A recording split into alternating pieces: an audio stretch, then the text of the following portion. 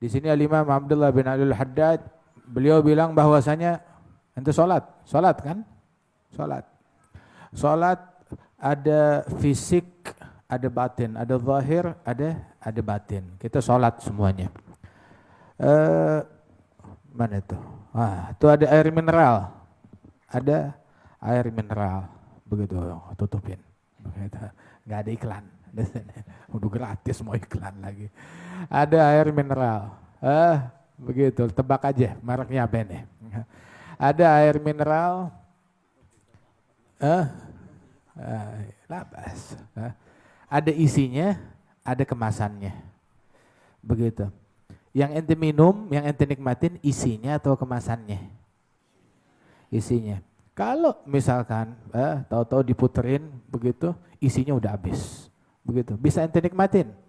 Nggak bisa. Begitu juga sholat. Ada isinya, ada kemasannya. Begitu. Isinya juga nggak bisa ditampung kalau tanpa kemasan. Mau ngapain diguyur gitu depan muka kita? Tapi juga kemasan doang, bukan itu yang maksud. Kemasan bukan tujuan utama, tetapi isi itu tujuan utama. Aqimus sholata lidzikri. Dirikan sholat untuk zikir, untuk ingat kepada Allah Ta'ala. Kita sholat ada isi, ada kemasan. Kemasan harus kita dirikan. Kalau kagak, ya, kalau dibilang merek apa minuman yang paling mahal dan terpercaya, cuma ente ngasihnya di plastik apa namanya, plastik kresek gitu, plastik apa itu namanya itu, plastik kresek. Ngasih, oh ini air terbaik di dunia yang paling mahal. Botolnya mana? Nggak ada, langsung di sini, di kresek plastiknya. Lah, nggak bisa diterima. Tetapi harus ada kemasannya. Begitu, tetapi maksud dan tujuan utama adalah isi daripada sholat tersebut. Nah karena itu tidak ada kesempurnaan untuk sholat kecuali kalau kita dirikan dua-duanya, fisiknya dan juga isinya juga, kemasannya dan juga isinya, surah yang zahirah dan yang batinah. Yang zahir daripada sholat itu dirinya, bacaannya, rukuknya, sujudnya, begitu, dan tugas-tugas sholat yang zahir, yang nampak.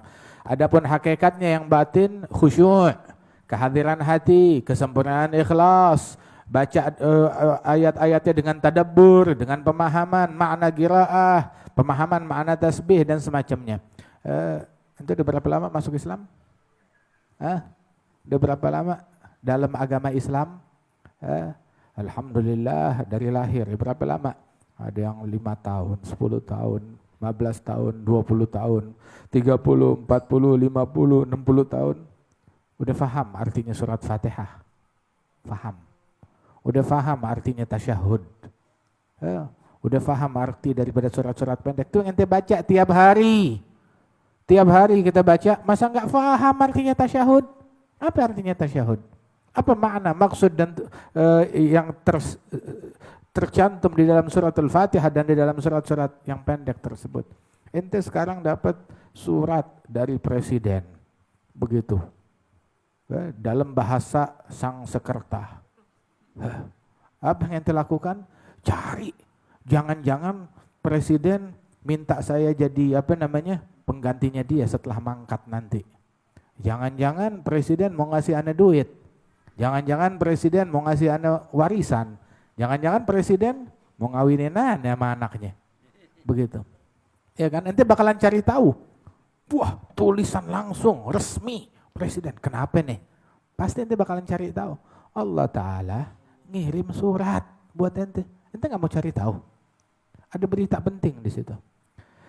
Ini tanggal berapa nih kita nih? Katanya kan diisukan, wah bakal terjadi badai lagi. Bakal terjadi curah hujan yang lebih deras lagi. Bakal terjadi apa namanya, banjir lagi katanya begitu. Mudah-mudahan sih nggak sampai terjadi. Begitu. Maksudnya apa? Disuruh siap-siap. Siap-siap kalau banjir. Siap-siap kalau hujan.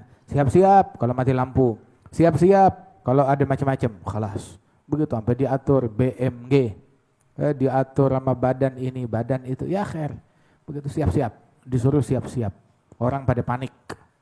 Orang bingung. Orang bersiap. siapin makanan, siapin air bersih, baterai dicas-casin semuanya, power bank dicasin, dipenuhin, begitu, lampu dicasin, beli apa namanya, beli gas, beli pangan, beli diesel, beli ini segala macam, semuanya disiapin. Taib. Lampu, wa ma adraka mati lampu. Ya, hadahu. Oh sekarang kita ada al-gari'ah. Wa ma adraka mal gari'ah. Al-haggah. Wa ma adraka mal haggah. Idza zulzilatil ardu zilzalaha wa akhrajatil ardu athqalaha.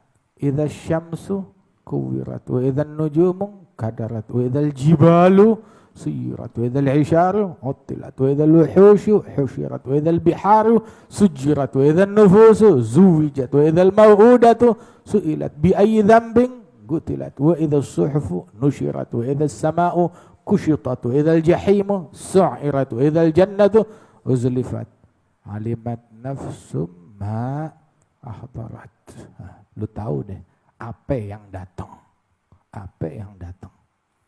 Kalau misalkan diberitakan sama Badan Bencana Nasional resmi pemerintahan ngumumin pengumuman besok gempa bumi 9 skala Richter. Awas, hati-hati. Bagaimana? Nanti bakalan panik kan? Bisa aja tuh benar, bisa enggak, begitu. Itu kan juga semuanya dengan ya kira-kira kemungkinan berpotensi. Mungkin iya, mungkin enggak, mungkin benar, mungkin bohong. Begitu. Nah sekarang ini udah benar. Zalzalah yang asli, beneran hari kiamat. Al-haggah yang asli, beneran. Al-gari'ah yang sebenarnya, begitu. Nanti nggak mau cari tahu. Bagaimana? Apa sih hakikat hari tersebut? Apa sih hakikat kejadian tersebut? Dan bagaimana penanggulangannya? Dan apa yang mesti disiapin? Mesti cari tahu. Ente hidup dalam Islam udah berapa tahun? Nggak mau cari tahu. Kapan ente panik?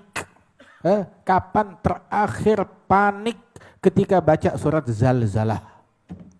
Kapan terakhir ente panik ketika baca surat Al-Haggah? Kapan terakhir ente panik ketika baca surat Al-Gari'ah? Kapan terakhir ente panik? Ketika baca ini surat-surat. Allah.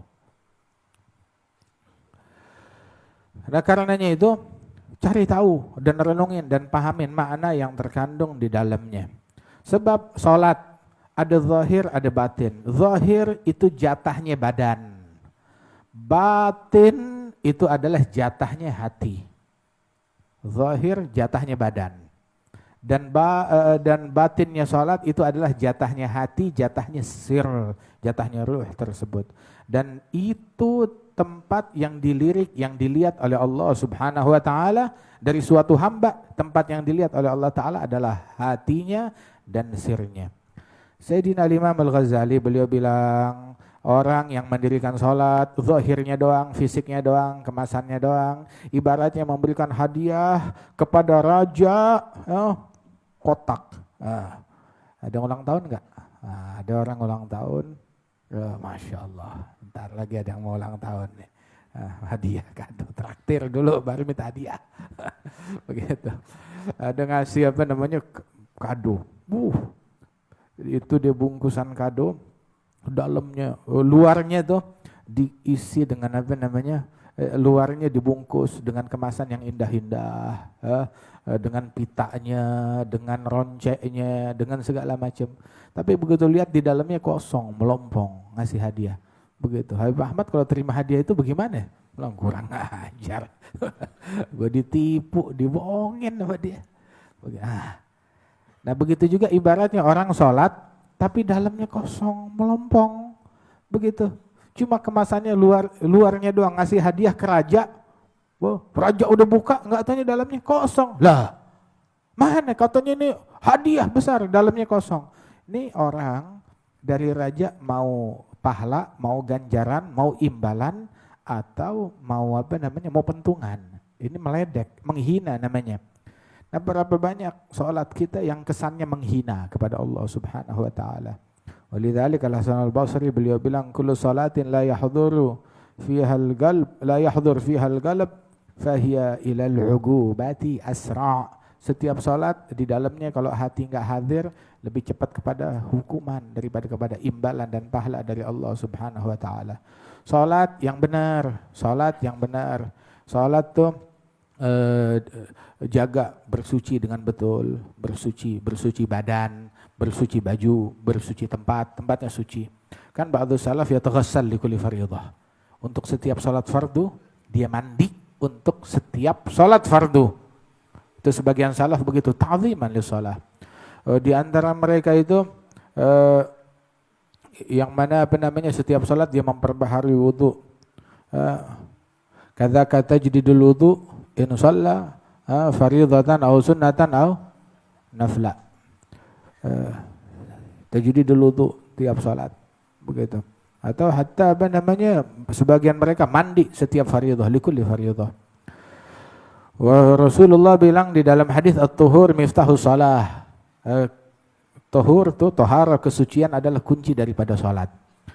Walidzalik ala hadzal ma'na, makanya diajarin orang kalau dia mau khusyuk, mau hadir hatinya di dalam salat, kalau dia mau hatinya hadir khusyuk di dalam salat, awalnya itu terapinya adalah dengan mencoba khusyuk, zikir dan menghadirkan hati di dalam wudu, dalam bersuci.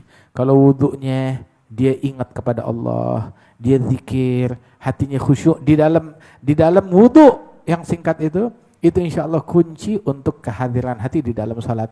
Lidzalik Imam Al-Ghazali juga menyantumkan riwayat bacaan dan sunnah yang untuk kita baca ketika kita wudu tuh. Allahumma bayyid wajhi binurik yauma tabyaddu wujuh awliyaik wa la tusawwid wajhi bi dhulumatik yauma taswad wujuh a'daik. Putihin wajah saya di hari kiamat kelak. Masya Allah, lagi wudu basuh muka yang diingat begitu. Terus ketika basuh tangan, a'ti kitabi biyamini. Wala na'udzubika an tu'ti kitabi bishimali min wara'i dhahri. Ya Allah, berikan catatan amal saya di hari kiamat dengan tangan kanan, jangan dengan tangan kiri atau dari belakang. Ghashini birahmatik adhillani tahta dhilli arsyik yauma la dhilla illa dhilluk. Ya Allah, payungin saya di bawah naungan rahmatmu besok. Tutupi aku dengan rahmatmu. Tuh. Kemudian juga a'tiq ragabati minan nar, asmi'ni nida'al jannah fil jannah, begitu.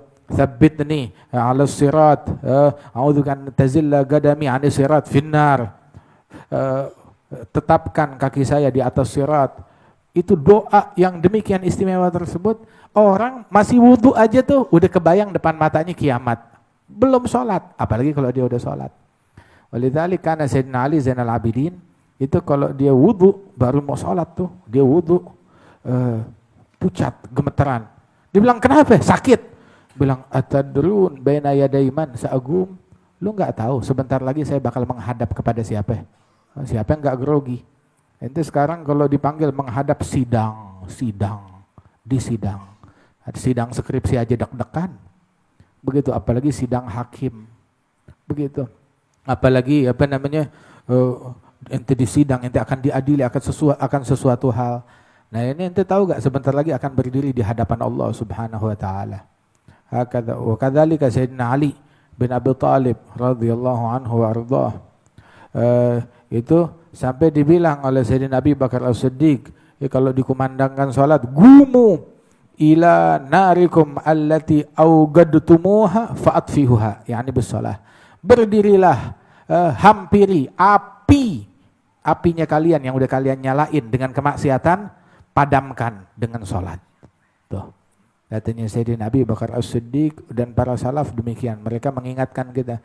Kemudian juga jangan kalau kita wudu jangan pakai waswas. Waswas tuh kebiasaannya orang bodoh, itu jangan waswas. Wudu dengan sempurna, sunnahnya, adabnya. Tapi tinggalin waswas. Jangan waswas. Waswas itu bukan sunnah. Al-Habib Abdullah bin Amr bin Yahya ba'da salaf wudunya itu bisa 1 jam. Ngejalanin semua sunnah wudu yang jumlahnya puluhan bahkan ratusan. Begitu. Nah itu wala sunnah dikerjain waswas. Jangan waswas. Jangan waswas. Begitu juga sholat jangan pakai waswas. Dan apa yang ditempuh oleh para salafus saleh di dalam taharah, huwal madhab al-mahmud yang perlu kita ikuti di dalam segala hal. Fa innahumul qudwah. Kemudian juga lazimkan wudhu selalu bersuci. Ente duduk di sini dari antara maghrib dan isya begitu. Ya jaga wudhu sebisa mungkin, jaga wudhu. Dan kalau bisa tiap waktu jaga wudhu. Tiap waktu sebisa mungkin jaga wudhu. Kalau bisa dan tanpa merugikan pihak lain. Emang ada yang dirugikan kalau jaga wudhu terus, ada bini mau disenggol, gua ada wudhu.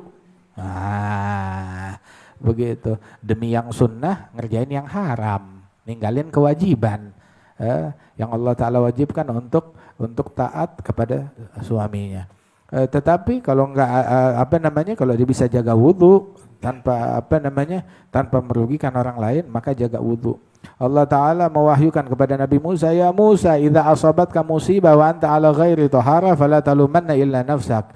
Kalau engkau kena musibah sedangkan engkau dalam keadaan tidak dalam keadaan berwudu, ya jangan salahin siapa-siapa kecuali dirimu sendiri. Katanya lazimkan wudu sebisa mungkin. Kemudian juga dirikan sholat yang benar di awal waktu, jangan suka nunda-nunda sholat sampai keluar daripada waktunya. Sebisa mungkin di awal waktu, awalul waqti ridwanullah, awal waktu keridhaan Allah, pertengahan waktu adalah rahmatullah, akhir waktu afwullah. Kalau lewat waktu murka Allah, na'udzubillah. Kemudian juga mukmin itu tercela apabila sungguh sangat tercela sikap seorang mukmin masuk waktu sholat tapi dia masih sibuk dengan kesibukan duniawi, nggak ditinggalin, itu urusan duniawi dia, begitu. Atau dia berdiri ngerjain yang fardu yang Allah Ta'ala wajibkan kepadanya itu, sedangkan hatinya lalai. La ilaha illallah. Ya, jangan sampai kita nunda-nunda sholat sampai keluar daripada waktunya. Dan juga khusyukkan hati kita, hadirkan hati kita di dalam sholat dengan benar. Kemudian juga kita diajarkan itu sebagaimana disebutkan bahwasanya ada satu orang ditanya, ente kalau sholat kepikiran dunia agak? Maka dijawab, mendingan gigi saya rontok dan saling bersilangan, hancur gigi saya, itu lebih saya sukai daripada saya mikirin dunia di dalam sholat. Mendingan giginya tuh rahangnya hancur, itu lebih saya sukai daripada kepikiran dunia di dalam sholat. Ada lagi satu salaf ditanya, ente kalau dalam sholat ada kepikiran hal lain gak selain sholat? Bilang, emang ada hal yang lebih enak daripada sholat hingga saya pikirkan di dalam sholat? Buat saya itu sholat adalah hal yang paling nikmat, yang paling lezat. Jadi saat saya sibuk dengan kenikmatan, dengan kelezatan, udah gak kepikiran sama yang lain lagi. Begitu. Emang kalau ada yang lebih enak dari sholat, mungkin kepikiran. Masalahnya, saya nggak menemukan ada yang lebih enak daripada sholat. Itu katanya beliau. Hakadha. Mudah-mudahan Allah Ta'ala berikan taufik kepada kita sekalian, ya, dimudahkan kita untuk menyelami rahasia sholat, kenikmatan sholat, kelezatan sholat. Ya Rabbal Alamin.